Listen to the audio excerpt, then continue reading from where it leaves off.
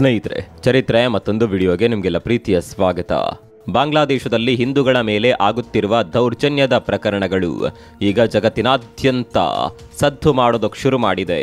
ಅದರಲ್ಲೂ ಇಸ್ಕಾನ್ ಸಂತರನ್ನ ಬಾಂಗ್ಲಾದೇಶ ಸರ್ಕಾರ ಅರೆಸ್ಟ್ ಮಾಡುತ್ತಿದ್ದಂತೆ ಅಲ್ಲಿನ ಹಿಂದೂಗಳು ಸರ್ಕಾರದ ವಿರುದ್ಧ ತಿರುಗಿ ಬಿದ್ದಿದ್ದಾರೆ.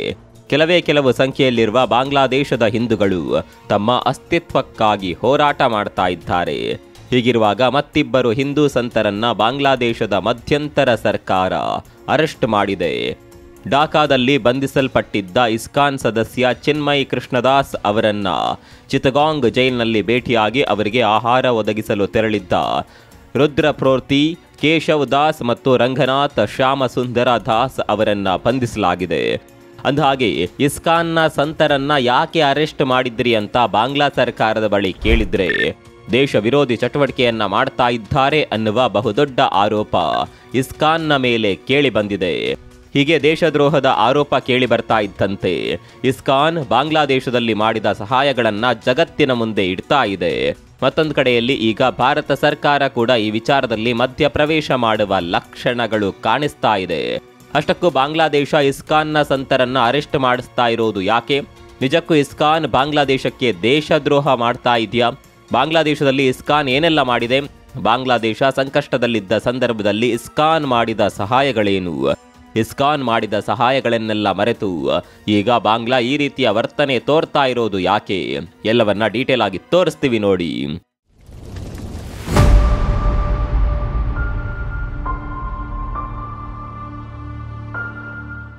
ಬಾಂಗ್ಲಾದೇಶದಲ್ಲಿ ಆಗ್ತಾ ಇರುವ ಬೆಳವಣಿಗೆಯ ಬಗ್ಗೆ ನಿಮಗೆಲ್ಲ ಗೊತ್ತಿರಬಹುದು. ಶೇಖ್ ಹಸೀನಾ ಅವರನ್ನ ಪಟ್ಟದಿಂದ ಇಳಿಸಿ ಈಗ ಅಧಿಕಾರ ನಡೆಸ್ತಾ ಇರುವ ಮಧ್ಯಂತರ ಸರ್ಕಾರ ಒಂದು ರೀತಿ ಮೂಲಭೂತವಾದಿ ಸರ್ಕಾರದ ರೀತಿ ವರ್ತನೆ ಮಾಡ್ತಾ ಇದೆ. ಅದರಲ್ಲೂ ಈ ಸರ್ಕಾರ ಆಡಳಿತಕ್ಕೆ ಬಂದ ನಂತರ ಬಾಂಗ್ಲಾದೇಶದಲ್ಲಿ ಹಿಂದೂಗಳ ಮೇಲೆ ದೌರ್ಜನ್ಯ ಹೆಚ್ಚಾಗ್ತಾ ಇದೆ. ಆ ದೌರ್ಜನ್ಯ ಜಗತ್ತಿನ ಅತಿ ದೊಡ್ಡ ಸಂಸ್ಥೆಗಳಲ್ಲಿ ಒಂದಾದ ಇಸ್ಕಾನ್ಗೆ ಕೂಡ ತಟ್ಟಿದೆ. ನಿಮಗೆ ಗೊತ್ತಿರುವ ಹಾಗೆ ಇಸ್ಕಾನ್ನ ಸಂತ ಚಿನ್ಮಯ್ ಕೃಷ್ಣದಾಸ್ ಅವರನ್ನ ಬಾಂಗ್ಲಾದೇಶ ದೇಶದ್ರೋಹದ ಆರೋಪದ ಮೇಲೆ ಬಂಧಿಸಿ ಇಟ್ಟಿದೆ. ಈ ಬಂಧನದ ಬಳಿಕ ಇದೀಗ ಮತ್ತೆರಡು ಹಿಂದೂ ಸಂತರನ್ನ ಬಾಂಗ್ಲಾದೇಶದಲ್ಲಿ ಬಂಧಿಸಲಾಗಿದೆ. ಪರಿಸ್ಥಿತಿ ಎಲ್ಲಿವರೆಗೆ ಬಂದಿದೆ ಅಂದ್ರೆ ಬಾಂಗ್ಲಾದೇಶದಲ್ಲಿ ಹಿಂದೂ ಆಗಿರೋದೇ ಒಂದು ಅಪರಾಧ ಆಗಿಬಿಟ್ಟಿದೆ. ಸ್ನೇಹಿತರೆ, ನಿಮಗೆ ಗೊತ್ತಿರಲಿ, ಆಗಸ್ಟ್ನಿಂದ ಹಿಡಿದು ಇಲ್ಲಿವರೆಗೆ 2000ಕ್ಕೂ ಹೆಚ್ಚು ಹಿಂದೂ ಕುಟುಂಬಗಳ ಮನೆ ಮೇಲೆ ಬಾಂಗ್ಲಾದಲ್ಲಿ ದಾಳಿ ಮಾಡಲಾಗಿದೆ. ಹಾಗಂತ ಕೇವಲ ಹಿಂದೂಗಳ ಮೇಲೆ ಮಾತ್ರವಲ್ಲ, ಕ್ರಿಶ್ಚಿಯನ್ಸ್ ಬೌದ್ಧರ ಮೇಲೆ ಕೂಡ ದೌರ್ಜನ್ಯಗಳು ನಡೆದಿದೆ.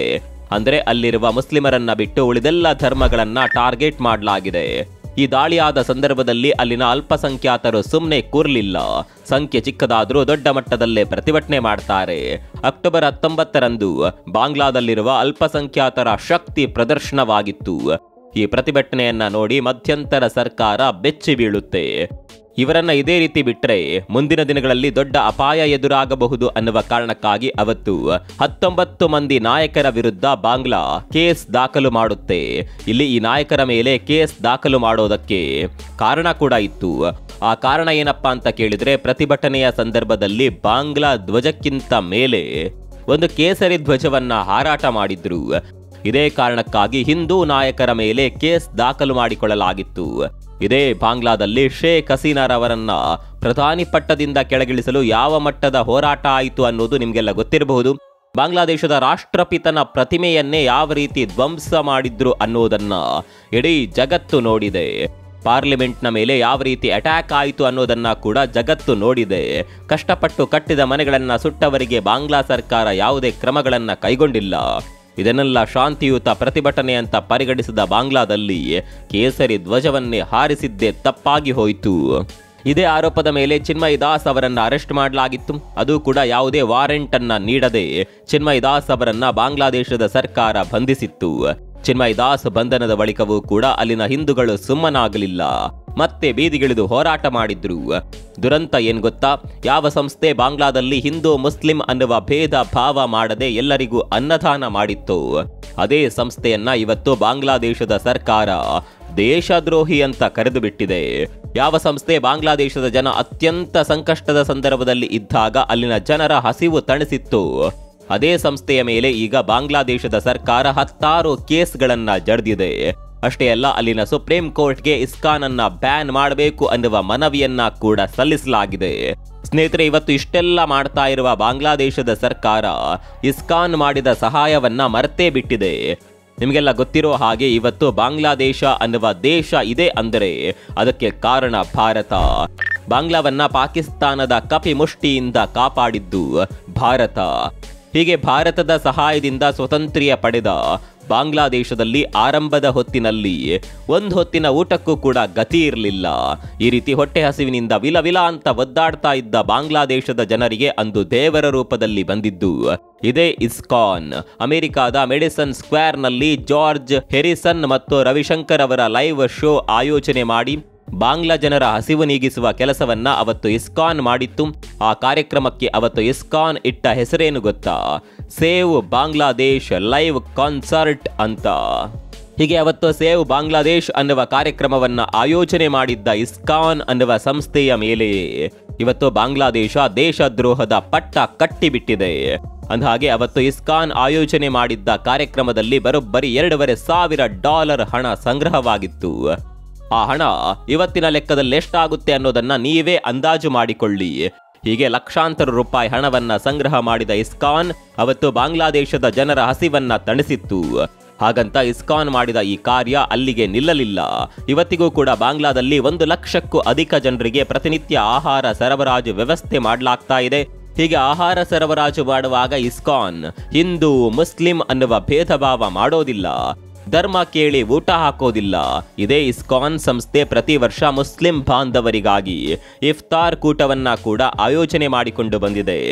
ಇಂತಹ ಸಂಸ್ಥೆಯನ್ನ ಇವತ್ತು ಬಾಂಗ್ಲಾದೇಶದ ಸರ್ಕಾರವೇ ಉಗ್ರವಾದಿ ಸಂಘಟನೆ ಅಂತ ಹೇಳಿಬಿಟ್ಟಿದೆ. ಇಂಟ್ರೆಸ್ಟಿಂಗ್ ಸಂಗತಿ ಏನ್ ಗೊತ್ತಾ? ಇಸ್ಕಾನ್ ಸಂಸ್ಥೆಯನ್ನ ಉಗ್ರವಾದಿ ಸಂಘಟನೆ ಅಂತ ಕರೆದಿರುವ ಬಾಂಗ್ಲಾ ಸರ್ಕಾರ ಅಸಲಿ ಉಗ್ರವಾದಿಗಳನ್ನ ಜೈಲಿನಿಂದ ಬಿಡುಗಡೆ ಮಾಡಿದೆ. ಶೇಖ್ ಹಸೀನಾ ಆಡಳಿತದಲ್ಲಿದ್ದ ಸಂದರ್ಭದಲ್ಲಿ ಜೈಲಿನಲ್ಲಿದ್ದ ಉಗ್ರವಾದಿಗಳನ್ನ ಈಗಿನ ಸರ್ಕಾರ ಬಿಡುಗಡೆ ಮಾಡಿದೆ. ಅಹಿಂಸಾ ತತ್ವವನ್ನ ಜಗತ್ತಿಗೆ ಬೋಧನೆ ಮಾಡ್ತಾ ಇರುವ ಇಸ್ಕಾನ್ನ ಮೇಲೆ ಉಗ್ರವಾದದ ಆರೋಪ ಹೊರಿಸಿ ಅದೇನನ್ನ ಪ್ರೂವ್ ಮಾಡೋದಕ್ಕೆ ಹೊರಟಿದ್ಯೋ ಗೊತ್ತಿಲ್ಲ. ಇವತ್ತು ಇಡೀ ಜಗತ್ತಿನಲ್ಲಿ 10 ಲಕ್ಷಕ್ಕೂ ಹೆಚ್ಚು ಇಸ್ಕಾನ್ನ ಸದಸ್ಯರಿದ್ದಾರೆ. ಜಗತ್ತಿನ ಮೂಲೆ ಮೂಲೆಯಲ್ಲಿ ಇಸ್ಕಾನ್ ಸಂಸ್ಥೆ ಹರಡಿಕೊಂಡಿದೆ.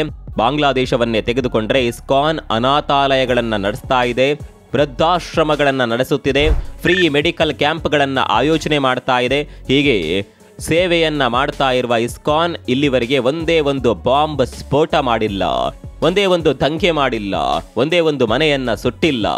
ಹೀಗಿದ್ರೂ ಕೂಡ ಇಸ್ಕಾನ್ನ ಮೇಲೆ ಭಯೋತ್ಪಾದನೆಯ ಆರೋಪ ಮಾಡಿದೆ. ಬಾಂಗ್ಲಾದಲ್ಲಿ ಇಷ್ಟೆಲ್ಲ ಆಗ್ತಾ ಇದ್ರು ಭಾರತ ಯಾಕೆ ಮಧ್ಯಪ್ರವೇಶ ಮಾಡೋದಿಲ್ಲ ಅನ್ನುವ ಪ್ರಶ್ನೆ ನಿಮ್ಮಲ್ಲೂ ಮೂಡಿರಬಹುದು.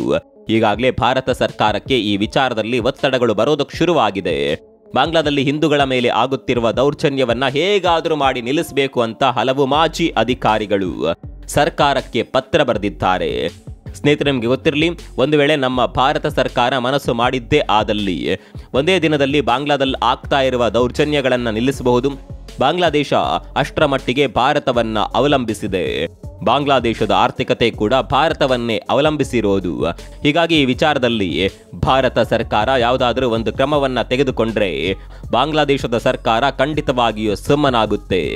ಆದರೆ ಆ ಕೆಲಸವನ್ನ ಇಲ್ಲಿವರೆಗೆ ಭಾರತ ಮಾಡಿಲ್ಲ. ಮುಂದೆ ಈ ವಿಚಾರದಲ್ಲಿ ಭಾರತ ಸರ್ಕಾರ ಮಧ್ಯಪ್ರವೇಶ ಮಾಡುತ್ತಾ ಅನ್ನೋದನ್ನ ಕಾದು ನೋಡಬೇಕಿದೆ. ಈ ಬಗ್ಗೆ ನಿಮ್ಗೆ ಏನನ್ಸುತ್ತೆ? ಕಾಮೆಂಟ್ ಮಾಡಿ.